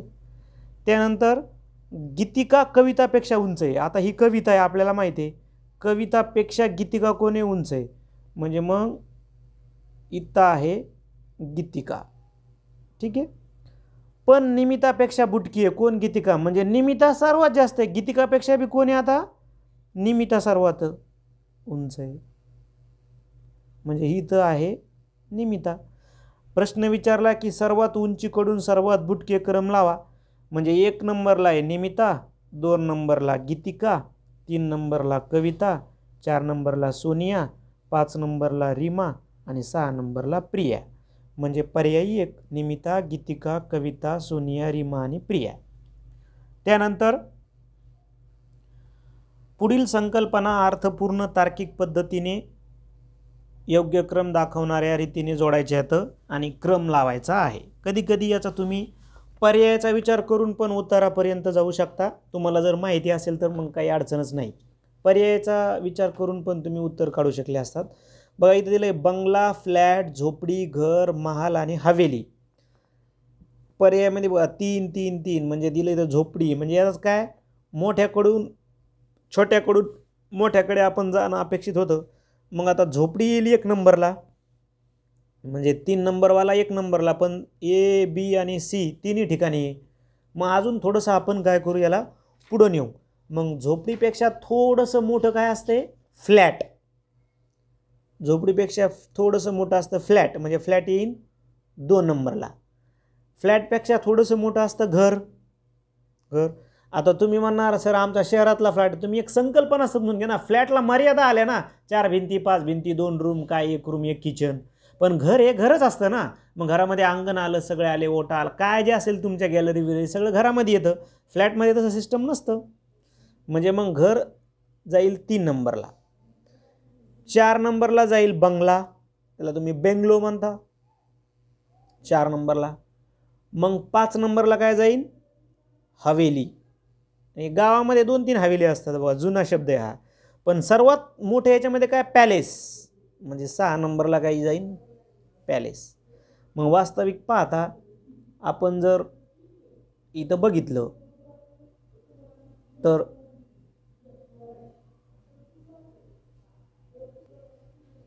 पॅलेस पण 2 नंबरला आला की नाही? बरोबर आहे. म्हणजे पॅलेस शेवटीला येतो ना. पॅलेस कधी आहे? 5 नंबरवाला शेवटीला येतो. मग आता इथं 2 ठिकाणी आहे. मग आपण जसं काढलं तसं की झोपडी नंबर 1ला, झोपडीच्या नंतर फ्लॅट नंबर 2ला, त्याच्यानंतर नंबर 3ला घर. ठीक आहे. त्याच्यानंतर नंबर 4ला बेंगलो, नंबर 5ला हवेली आणि नंबर 6ला येईल महाल, पॅलेस सर्वात शेवटी.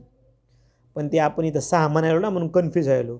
म्हणजे अर्थात आपलं असं उत्तर कुठं आहे की आपलं उत्तर आहे सी मध्ये. 3 2 4 1 6 5 असं ते क्रमाने आपल्याला लागून दे. चढता क्रम लावायचा लहानांकडून मोठ्याकडे, म्हणजे सी हे आपल्याला उत्तर मिळून जातं. नंतर आहे सांकेतिक भाषावर प्रश्न. बघा यांनी काय केलं आहे, बीचा वाय घेतला, बीचा वाय म्हणजे हे बघा इथं घेतलं बीचा वाय, पण शेवटी घेतला ना, पहिला इथं शेवटच्या शब्दात आला आहे. नंतर आरचा आय घेतला, म्हणजे बघा आता आरचा हे बघा आय. ठीक आहे, अशी मांडणी करायची होती ABCDची. आणि मग एसाठी झेड घेतला आहे त्यांनी, एसाठी झेड, नंतर आयसाठी आर, नंतर अशा पद्धतीनं ते गेलेले आहेत, एक खालीवर खालीवर असं गेलेले आहेत. मग आता ह्युमनसाठी घ्यायचा होता.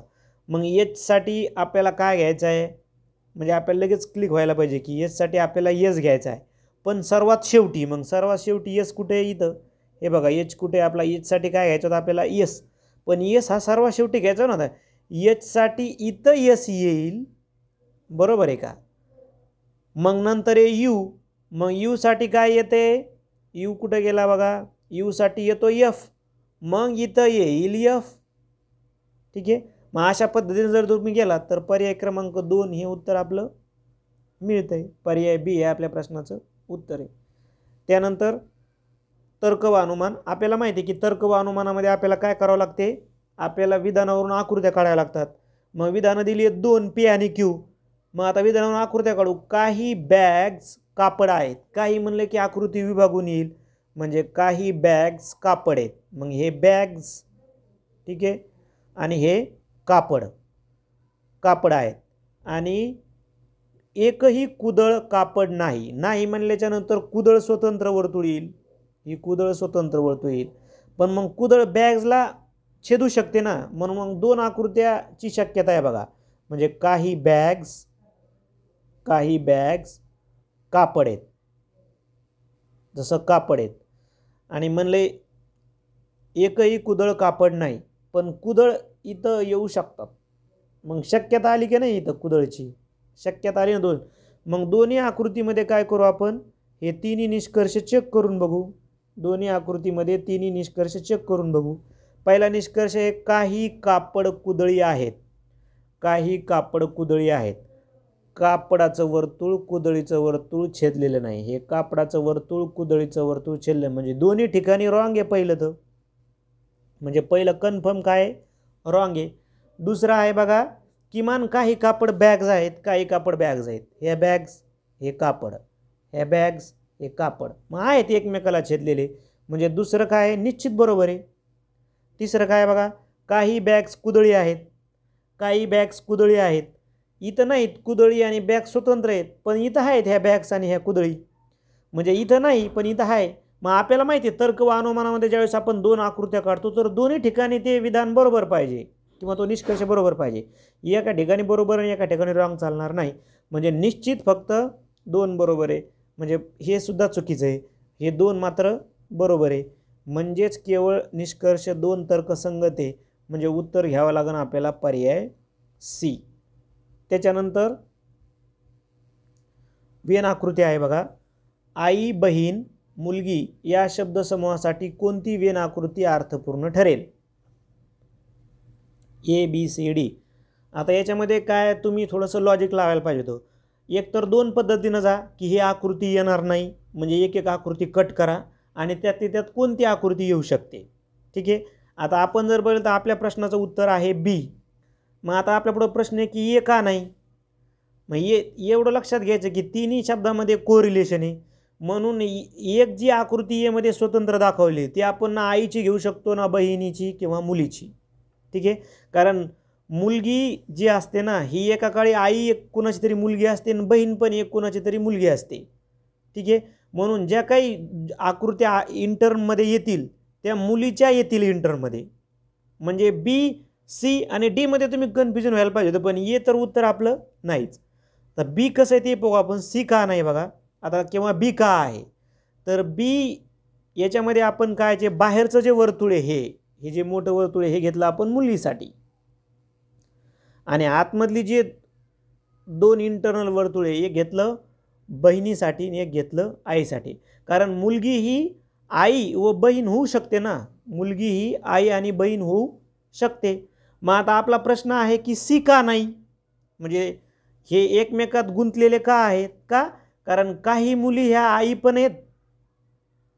ठीक आहे, आणि काही मुली या म्हणजे अर्थात काय की काही बहिणी या आई पण येतं आणि काही आई या बहिणी पण येते, म्हणून त्या एकमेकामध्ये अशा छेदलेल्या असतील. स्वतंत्र दाखवता येणार नाही ना आपल्याला त्या.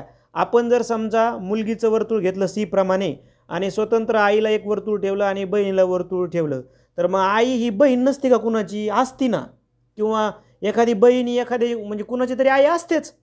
म्हणून सी योग्य नाही आणि डी ही तिथं योग्य नाही. सर्वात परफेक्ट उत्तर येईल पर्याय बी. ठीक आहे.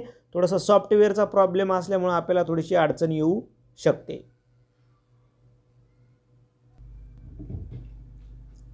प्रश्न दिलाय आपल्याला बघा. सूचना आहे की प्रश्न क्रमांक 31, 32 आणि 33 खालील कोष्टकातील माहितीवर आधारित आहेत. कोष्टक कशाचं आहे? 2020-21 ते 22-23 मधील व्यावसायिक महाविद्यालयांची संख्या दर्शवली आहे, ज्यामध्ये बघा संरक्षणशास्त्र, विधी, शिक्षक प्रशिक्षण, अभियांत्रिकी आणि विद्यार्थ्यांची संख्या दिली आहे. मग आता यावर आधारित जो प्रश्न आहे त्या पहिल्या 31 नंबरच्या प्रश्नाची आपण चर्चा करूयात. पहा, क्वेश्चन आहे की सन 2020-21 म्हणजे पहिल्या रोमध्ये तुलनेत 22-23 म्हणजे तिसरा रो महाविद्यालयांच्या संख्येत सर्वाधिक वाढ कोणत्या अभ्यासक्रमात झाली? म्हणजे महाविद्यालय कोणत्या अभ्यासक्रमात वाढली? तर काय केलं तुम्हाला इथंच करून दिलं बघा. संरक्षणशास्त्र बघा 74-95 म्हणजे किती वाढले? 21. विधी किती वाढले? 7. शिक्षक प्रशिक्षण किती वाढले? 115. आणि अभियांत्रिकी किती वाढले? 64. मग आपलं उत्तर काय झालं? ऑप्शन नंबर सी, शिक्षक प्रशिक्षण. बरोबर. चला पुढचा प्रश्न आहे आपला की कोणत्या अभ्यासक्रमाबाबत 21-22च्या तुलनेत 22-23 मध्ये महाविद्यालयांच्या संख्येत सर्वात कमी वाढ झाली? असा प्रश्न आहे. तर संरक्षणशास्त्रात वाढ झाली 16ची, विधीमध्ये 1 महाविद्यालय वाढलं, शिक्षक प्रशिक्षणमध्ये 186. म्हणजेच आपलं उत्तर काय? विधी, पर्याय क्रमांक बी. 33 नंबरचा जो प्रश्न आहे तो यावरच आधारित आहे पहा की कोणत्या अभ्यासक्रमाबाबत सन 2020-21च्या तुलनेत 22-23 मध्ये महाविद्यालयांच्या संख्येत सातत्याने वाढ होते? सातत्याने वाढ होते म्हणजे आपल्याला 20-21 आणि 21-22 मध्ये किती वाढले आणि 22-23 मध्ये किती वाढले असं बघायचं आहे. मग पहा, तर संरक्षणशास्त्रामध्ये किती वाढलेत? पहिल्या वर्षी वाढले 5 महाविद्यालय आणि दुसऱ्या वर्षी वाढले 16. शिक्षक प्रशिक्षणमध्ये काय झालं? पहिल्या वर्षी जी वाढ आहे बघा ती किती आहे? -71. जर -71 झाली तर पुढं जायचंच काम नाही. म्हणजे शिक्षक प्रशिक्षक हा पर्याय जिथं आहे ते कटलं. म्हणजे पहिला पर्याय कटला आणि तिसरा पर्याय पण कटला, म्हणजे चौथा डी पण कटला. आता उत्तर आहे बी आणि सी. तर बी बघा, संरक्षणशास्त्र किती आहे? पहिल्या वर्षी 5 वाढले, दुसऱ्या वर्षी 16 महाविद्यालय वाढले. विधीमध्ये पहिल्या वर्षी 6 वाढले, दुसऱ्या वर्षी 1 वाढला. ओके. आता विधीमध्ये तर वाढ आपण दिसली आहे 6 आणि 1. अभियांत्रिकीमध्ये पहिल्या वर्षी वाढले 116, पण दुसऱ्या वर्षी -52 झाले, म्हणजे सी पण कटला. लगेच उत्तर काय मिळालं? पर्याय क्रमांक बी. हवं तर तुम्ही याचा व्यवस्थित एक स्क्रीनशॉट घ्या जेणेकरून तुम्हाला याचा फायदा होईल. पुढे पाहूयात आपण. पुढचा प्रश्न आहे आपला प्रश्न क्रमांक 34 आणि 35 हे वर्तुळ आकृतीवर आधारित आहे. महेशला एका परीक्षेमध्ये इंग्रजी, गणित, विज्ञान, हिंदी, सामाजिक शास्त्र या 5 विषयात 540 गुण मिळाले. पुढील वर्तुळाकृतीचा अभ्यास करून प्रश्न सोडवा. हा वृत्तालेखावर आधारित प्रश्न आहे. बरोबर. महेशला हिंदी व गणितात मिळालेले गुण हे इंग्रजी व सामाजिक शास्त्रात मिळालेल्या गुणापेक्षा कितीने अधिक आहे? मग आपण काढू. बघा, गणिताचं काय आहे? इथे दिलंय हिंदी 70 अंश आणि गणित 90 अंश. किती झालं? 160 अंश. आणि हिंदी आणि इंग्रजी आणि सामाजिक शास्त्र 120 अंश. वजाबाकी केली, उत्तर मिळालं 40 अंश. मग आता जर 540 गुण म्हणजे 360 अंश, कारण वर्तुळ लेखा 360चा असतो ना, तर 40 अंश म्हणजे किती गुण? त्रिराशी मांडणी केली, उत्तर मिळालं 60. पर्याय क्रमांक ए. पुढचा 35 नंबरचा प्रश्न पाहूयात आपण की गणितामध्ये मिळालेले मार्क हे संपूर्ण गुणांच्या किती टक्के आहेत? असा आपला प्रश्न आहे. पहा, तर गणितात किती आहे? 90 अंश. हे बघा 90 अंश. मग जर 540 म्हणजे 360 अंश, तर 90 अंश म्हणजे किती? तर गणितात आले 135 मार्क. 135 गुण किंवा मार्क म्हणू आपण. मग 540 जर 100% तर 135 म्हणजे किती टक्के, तर ते आले 25%. पर्याय क्रमांक डी. दोन्ही ठिकाणी त्रिराशी पद्धतीचा वापर केलेला आहे. पुढचा प्रश्न पाहायचा आहे आपल्याला. प्रश्न आहे, मायक्रोसॉफ्ट वर्डमध्ये टंकलेखन करताना परिच्छेदातील शेवटची ओळ पानात संपत नसेल तर सर्व परिच्छेद दुसऱ्या पानावर जातो, त्यासाठी कोणता शब्द वापरला जातो. आता यामध्ये स्पेस बार आपल्याला माहिती आहे, आपण स्पेस बार फक्त स्पेस देण्यासाठी यूज करतो, ठीक आहे. आणि जॅब पण त्याच्यामध्ये येणार नाही. आपलं फक्त कन्फ्युजन कुठं होतं, ऑर्फन कंट्रोल आणि विंडो कंट्रोल. तर याच्यामधला बेसिक फरक आपण समजून घ्यायला पाहिजे. ऑर्फन कंट्रोल हे शब्द किंवा त्या शब्दामधील एखादा अक्षर, समजा आता एक जाम शब्द आहे, तर हे यम अक्षराला प्रॉब्लेम आला तर मग यम अक्षराला जर आपण ऑर्फन कंट्रोल दिलं तर तो दुसऱ्या पानावर जातं. म्हणजे ऑर्फन कंट्रोलचा संबंध हा शब्दासोबत आहे किंवा शब्दातील अक्षरासोबत आहे. आणि विंडो कंट्रोल हे आपल्या प्रश्नाचं उत्तर आहे, कारण विंडो कंट्रोलचा संदर्भ जो आहे तो ओळीसोबत आहे, ठीक आहे. जे विद्यार्थ्यांचं थोडंसं संगणकाच्या क्षेत्रामध्ये ज्यांचं पदवी वगैरे झालं आहे त्यांना हे जास्त इझी झाला क्वेश्चन्स, परंतु जे विद्यार्थी आर्ट्स कॉमर्सचे आहेत यांना थोडंसं ते किचकट वाटणार आहे. MSCITचे जे काही सिलेबस आहे त्याचा जरी आपण स्टडी केला तर आपलं ते होऊन जाईल. इंटरनेटवरील सर्व हवी असलेली माहिती कमी वेळेत पुरविणारे टूल कोणते आहे, तर इंटरनेट सर्च इंजिन तर आहेच, म्हणजे अ बरोबर आहे. डिक्शनरी हा तर मराठीमध्ये प्रॉपर अर्थ म्हणजे शब्दकोश झाला ना, मग डिक्शनरी हे इंटरनेटचा काही संबंध नाही, म्हणजे बी कटला.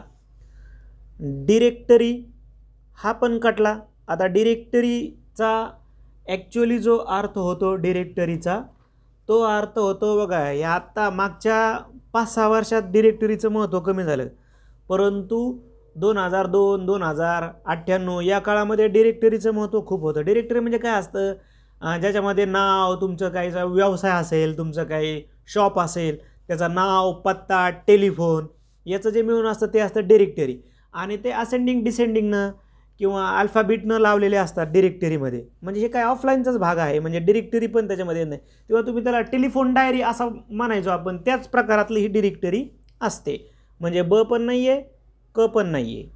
वेब डिरेक्टरी, हां वेब डिरेक्टरी आहे. वेब डिरेक्टरी तुम्हाला इंटरनेटवर माहिती देते. म्हणून मग आता काय अ आणि ड बरोबर असणारा पर्याय घ्यायचा आपल्याला, म्हणजे पर्याय सी घ्यावा लागेल. पर्याय सी आपलं उत्तर घ्यावं लागेल. याच्यामध्ये ब आणि क कटले, म्हणजे ब यामुळे ब कटला, क कटला, वरील सर्व तर येणारच नाहीत, म्हणून सी हे उत्तर आहे. नंतर हे बघा, स्काईप ही कोणत्या प्रकारची सेवा आहे. त्वरित संदेश सेवा आहे, ईमेल सेवा आहे, व्हिडिओ कॉन्फरन्सिंग सेवा आहे, IP आधारित ध्वनी सेवा आहे. तर स्काईप हे काय आहे, एक व्हिडिओ कॉन्फरन्सिंग सेवा आहे. आता जर आपण वास्तविक बघितलं तर स्काईपमध्ये तुम्हाला सगळं म्हणजे चॅट पण करता येईल, ऑडिओ पण ऐकता येईल किंवा ऑडिओ व्हिडिओ करता येईल, पण पर्यायानुसार ना. त्वरित संदेश नाही, फक्त चॅटिंगच नाही फक्त, किंवा ईमेल नाही आहे, आणि IP ध्वनीचाच काही संदर्भ. म्हणजे सी तुम्ही पर्यायानुसार जा की व्हिडिओ कॉन्फरन्सिंग याच्यामध्ये फक्त काय आहे, पर्याय सी उत्तर आहे. तसं चॅट पण करता येतं आपल्याला, ऑडिओ कॉल पण करता येतो आपल्याला, आणि जगामधल्या कोणत्याही व्यक्तीसोबत आपल्याला विनामूल्य व्हिडिओ कॉन्फरन्सिंगद्वारे जोडता येतं, ठीक आहे. पर्याय सी. GSMचा फुल फॉर्म, ठीक आहे, तर आपल्याला माहिती आहे ग्लोबल सिस्टीम फॉर मोबाईल, म्हणजे पर्याय बी. त्यानंतर डोमेन नेम सिस्टीम आणि त्याचा योग्य संकेत असणारी जोडी शोधायची. व्यापारी संकेतस्थळ .org असतं का त्याच्या वेबसाईट, त्याची वेबसाईट व्यापारी संकेतस्थळाची एखाद्या .org असतं का, नाही ना. व्यापारी संकेताचं .com असते, आलं लक्षात. मग ORG कोणाचं असते, ORG असतं एखाद्या आस्थापनेचं, एखाद्या संघटनेचं, एखाद्या NGOचं. शासकीय संकेतस्थळ .com असते का, नाही ना. आता आपण पाहिलं की .com कोणाचं असतं, व्यापारी संकेतस्थळ असतं, म्हणून बी पण चुकला. शासकीय संकेतस्थळ काय असते, .gov असते शासकीय संकेतस्थळाचं डोमेन नेम, ठीक आहे. त्यानंतर भारतीय संकेतस्थळ INT असतं का नाही, हे तर इंटरनॅशनल संकेतस्थळाचं असतं. इंटरनॅशनल भारतीय संकेतस्थळाचं काय असते आपल्याला माहिती आहे, .in. भारतीय संकेतस्थळ .in दाखवतात.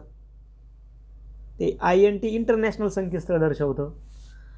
म्हणजे A चुकला, B चुकला, C चुकला, मग साहजिकच सैन्यासंबंधी संकेतस्थळ .mil असं असतं, मिलिटरी. ठीक आहे, पर्याय D हे आपल्या प्रश्नाचं उत्तर आहे. आपल्याला विचारलं ना योग्य.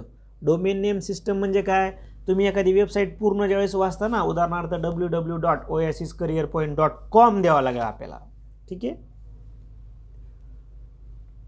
त्यानंतर जोड्या जुळवायच्या आहेत. आपण जर बघितलं तर मॉन्ट्रियलचा संदर्भ येतो ओझोन सोबत. त्यानंतर बेसल करार पाठ आहे आपल्या. बेसल करार घातक कचरा आणि कीटकनाशक. ठीक आहे, म्हणजे सीचा संदर्भ येतो 2 सोबत. ठीक आहे, सीचा संदर्भ 2 सोबत.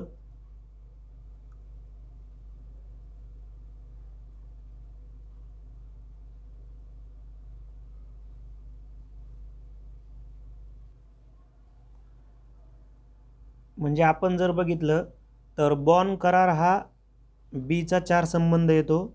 सी बेसल करार जो झाला होता हा घातक टाकाऊ पदार्थ म्हणजे सीचा 1 असा संबंध येतो. ठीक आहे, आणि रॉटरडॅम जो आहे तो घातक रसायने आणि कीटकनाशकांचा वापर. रॉटरडॅम घातक रसायने आणि कीटकनाशकांचा वापर. प्रॉब्लेम असा आहे पण डीचा 2 संदर्भ असणारा एकही पर्याय याच्यामध्ये नाही. म्हणून थोडंसं आपण म्हणजे समजून घ्या. इथं आपण याचे परत क्लॅरिफिकेशन आपलं जे टेलिग्राम चॅनलला तिथं देण्याचा प्रयत्न करू. थोडासा पर्यायामध्ये आपली चूक होण्याची शक्यता आहे. ठीक आहे, मात्र ते कराराचं जे आहे रॉटरडॅम हा कीटकनाशकाच्या संदर्भानं होता, म्हणजे डीचा 2 असा इथं पर्यायच येत नाही आहे. म्हणून हा प्रश्न आपण थोडासा कॅन्सल समजू किंवा याचं क्लॅरिफिकेशन आपण टेलिग्रामला देऊ, तुम्हाला इमेजद्वारे तो कळवू. त्याच्यानंतर नेक्स्ट आहे डॅश डॅश या वायूचे वातावरणात प्रमाण वाढल्यामुळे पृथ्वीवर हरितगृह परिणाम घडून येतो. Carbon dioxide, chlorofluorocarbon, sulphur dioxide आणि ओझोन. हरितगृह परिणाम करणारा सर्वात जास्त जो वायू आहे तो आहे कार्बन डायऑक्साईड. म्हणजे पर्याय ए हे आपल्या प्रश्नाचं उत्तर आहे.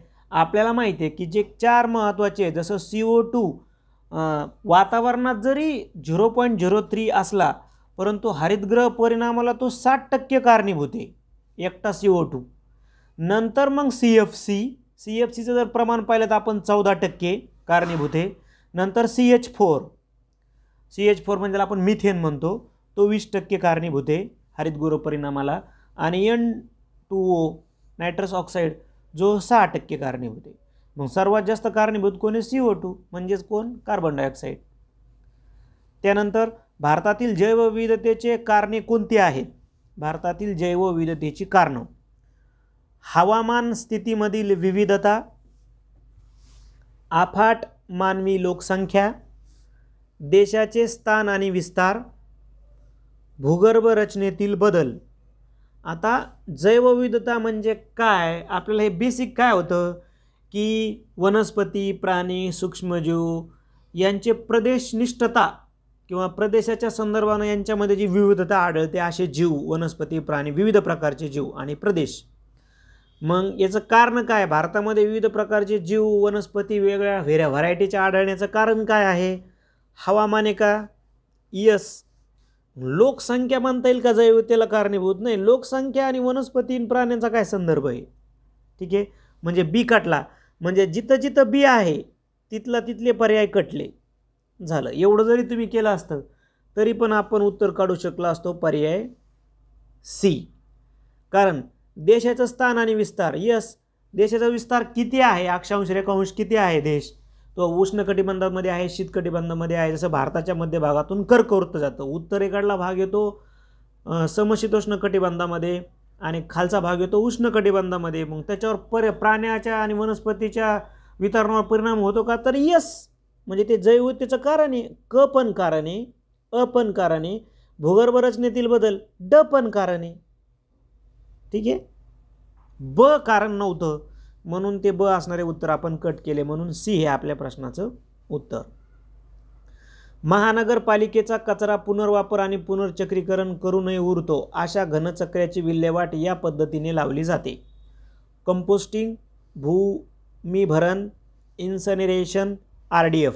आपल्या प्रश्नाचं उत्तर आहे भूमिभरण किंवा त्याला लँडफिल असं म्हणतात.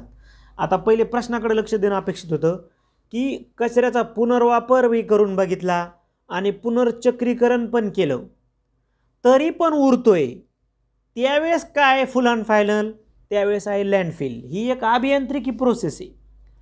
लँडफिलमध्ये काय असतं, लँडफिलमध्ये कचऱ्याचे खाली गड्डा खोदला जातो, नंतर तो कचरा टाकला, तो घनकचरा, परत मातीचे थर, मग पाणी झिरपण्याची जाळी वगैरे वगैरे वगैरे असं, म्हणजे कायमस्वरूपी कचऱ्याची विल्हेवाट लावली जाते लँडफिलमध्ये. पण पुनर्वापर पुनर्चक्र, आता कंपोस्टिंग हे पुनर्चक्रीकरण आणि पुनर्वापराचाच भाग झाला ना. कंपोस्टिंग म्हणजे काय, जे काही ओले सेंद्रिय पदार्थ आहे त्याचं जे एक विघटन करून त्याचा खताचा वापर केला जातो. ठीक आहे, समजा घरातला आणि स्वयंपाकघरातला जो काही जैविक कचरा आहे, सेंद्रिय कचरा आहे, त्याच्यापासून खत बनवलं जातं. मग ते पुनर्वापरच झालं ना, म्हणजे मग ते येणार नाही ना आपलं उत्तर. काहीच होत नाही, पुनर्वापर आणि चक्रीकरण करून उरलेला कचरा, मग त्याला फुल अँड फायनल आपल्याला लँडफिल प्रोसेस राबवावी लागते. आता इन्सिनरेशन पण नाही, कारण तो बी एक पुनर्चक्रीकरणाचाच भाग आहे, रियूजचाच भाग आहे. आता इन्सिनरेशन म्हणजे काय असतं, उच्च तापमानाला काय केलं जातं, कचऱ्याचं ज्वलन केलं जातं आणि त्याच्यापासून ऊर्जा निर्मितीची झाली, म्हणजे तो पुनर्वापर आणि पुनर्चक्रीकरणाचाच भाग झाला, म्हणजे ते बी उत्तर येणार नाही. आणि RDF काय असतं, ज्याला आपण रिफ्युज्ड डिराईव्ह फ्युएल असं म्हणतो आपण. म्हणजे यामध्ये काय केलं जातं, घनकचऱ्यातले जे ज्वलनशील पदार्थ आहेत, म्हणजे कागद, चमडे, प्लास्टिक, यापासून ते एक इंधन तयार केलं जातं, त्याला RDF प्रोसेस असं म्हणतात. म्हणजे हे पण पुनर्वापर आणि पुनर्चक्रीकरणाचा भाग झाला. मग ज्यावेळेस बघा हे पुनर्वापर पुनर्चक्रीकरणामध्ये येईल, पण हे काय की आता तो असा कचरा की त्याचा काहीच करता येत नाही, तेव्हा आपण त्याचं लँडफिल करू. पर्याय बी हे उत्तर घेणं अपेक्षित होतं.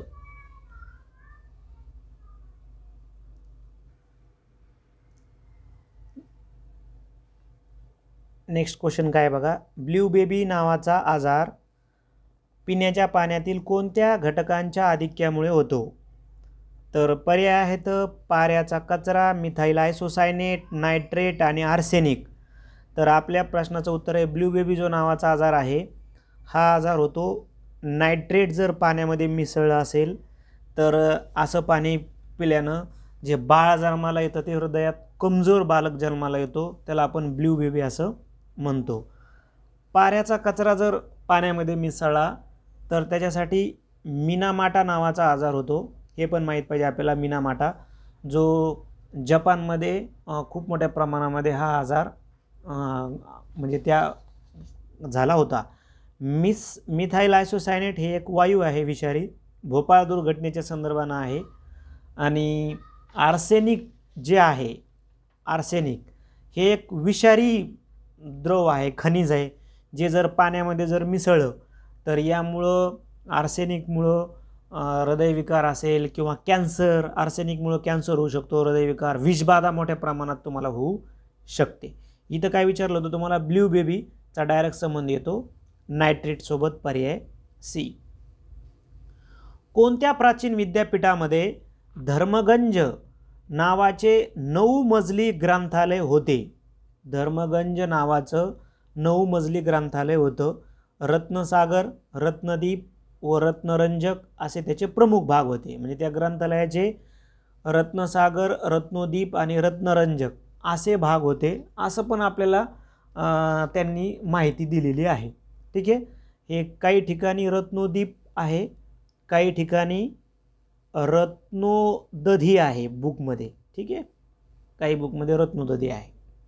ठीक आहे, तर आता याच्यावरून धर्मगंजवरून आपल्याला उकेल पाहिजे की हे नालंदा विद्यापीठामधलं काय होतं, ग्रंथालय होतं.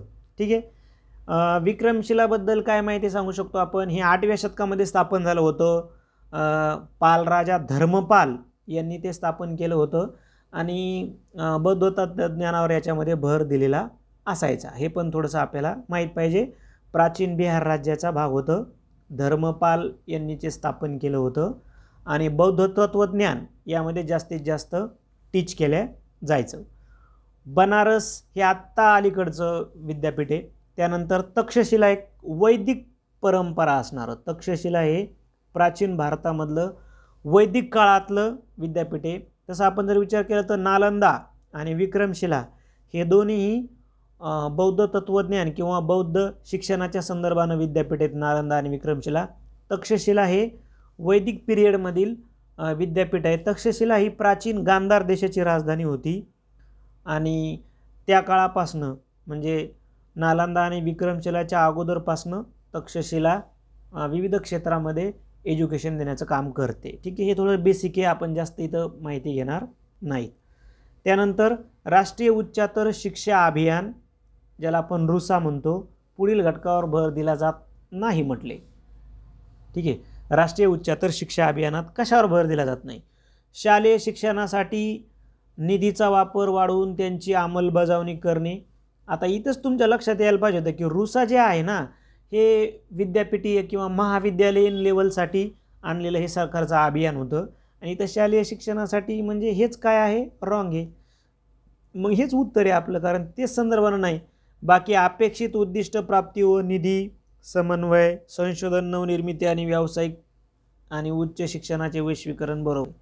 तर पर्याय हेच काय होता? चुकीचा होता, जे आपल्या प्रश्नाचं उत्तर असणार आहे. कारण रुसाच्या संदर्भानं नाही म्हटलं आहे ना, मग तेच आपल्या प्रश्नाचं उत्तर आहे. कारण इथं शालेय शिक्षणासाठी रुसा काम करत नाही, तर रुसा महाविद्यालयीन शिक्षणासाठी काम करतं. विद्यापीठ अनुदान आयोग UGC म्हणतो आपण त्याला, स्थापनेमागील हेतू काय आहे? तर उच्च शिक्षण प्रणालीमध्ये सुसूत्रता आणणे. पर्याय ये बरोबर आहे. राधाकृष्णन आयोगाच्या शिफारशी ज्या होत्या 1948ला स्थापन झालेल्या, या शिफारशीनुसार आपण विद्यापीठाची स्थापना केली होती पुढील काळामध्ये. सर्व शिक्षण विषयांची व्याप्ती वाढवणे, हे तर महाविद्यालय करतील, म्हणजे बी येणार नाही. आयुष्याच्या पैलू शिक्षण, हे शिक्षणाचं काम आहे. बघा, हे विद्यापीठ महाविद्यालयांचं काम आहे. भारतातील उच्च शिक्षण आणि संशोधन, हे येईल डी, म्हणजे ए आणि डी. तर पर्याय ए हे आपल्या प्रश्नाचं इथं उत्तर असणार आहे.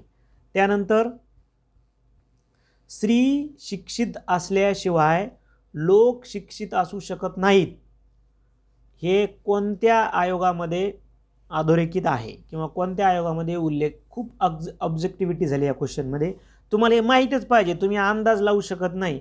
तर स्त्री शिक्षित असल्याशिवाय लोक शिक्षित असू शकत नाही. There can not be educated people without educated women, असं स्टेटमेंट कोणत्या आयोगाला? ते डायरेक्टच माहीत पाहिजे, तर तुम्हाला गप्पा अंदाज लावता येणार नाही. तर असं होतं विद्यापीठ आयोग 1948-49, जो राधाकृष्णन आयोग पण म्हणतो आपण त्याला, त्या आयोगामध्ये असा उल्लेख केलेला होता. पर्याय सी.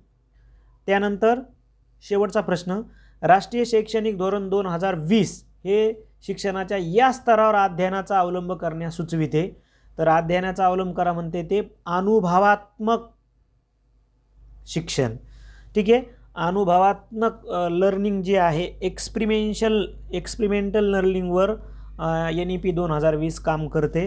म्हणून हे एक ऑनलाईन पाठ करून टाका. अशा याचे तुम्हाला एखाद्या वेळेस प्रश्न विचारला जाऊ शकतो. ठीक आहे, शैक्षणिक धोरण 2020च्या संदर्भानं आपण पुढील व्हिडिओमध्ये माहिती निश्चित घेऊ. यावर्षी जे विद्यार्थी तयारी करतात सेट एक्झामची, म्हणजे 7 एप्रिल 2024 रोजी जी सेट एक्झाम होणार आहे, त्या पेपरसाठी आपण पेपर 1 साठी सराव पेपर सिरीज सुरू केली आहेत. असे तुम्हाला 15, आपण जसं पाहिलं तसे 15 सराव पेपर आम्ही PDF स्वरूपामध्ये पाठवणार आहोत व्हॉट्सअपला. आन्सर की आणि व्हिडिओचं विश्लेषण त्या प्रत्येक पेपरचं. 15 सराव पेपरची फीस असणार आहे 500 रुपये. पेपर मराठी माध्यमातून असतील आणि खालील दिलेल्या वेळेप्रमाणेच ते असतील. 98 23 24 71 91, 98 23 24 71 91 या मोबाईल नंबरला फोनपे किंवा गुगल पे करा. नाव येईल ओएसिस करिअर पॉईंट किंवा गणेश विश्वनाथ गुजर. पे केल्याच्या नंतर त्याचा स्क्रीनशॉट याच नंबरला व्हॉट्सअप करा 98 23 24 71 91ला.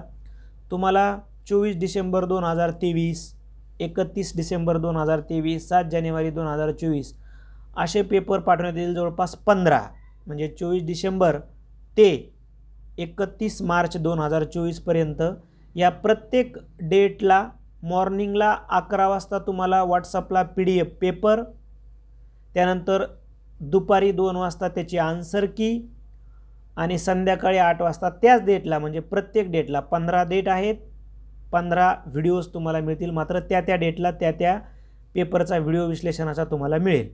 तुम्ही 98 23 24 71 91 या नंबरला कॉन्टॅक्ट करून ती टेस्ट सिरीज जॉईन करू शकता. त्याचबरोबर आपलं तुम्ही व्हॉट्सअप चॅनलसुद्धा जॉईन करू शकता. या व्हिडिओच्या डिस्क्रिप्शन बॉक्समध्ये त्याची लिंक दिलेली आहे. व्हिडिओ आवडला तर लाईक करा, आपल्या मित्रांना शेअर करा. त्याचबरोबर ओयासिस करिअर पॉईंटचं यूट्यूब चॅनल सबस्क्राईब करा. धन्यवाद.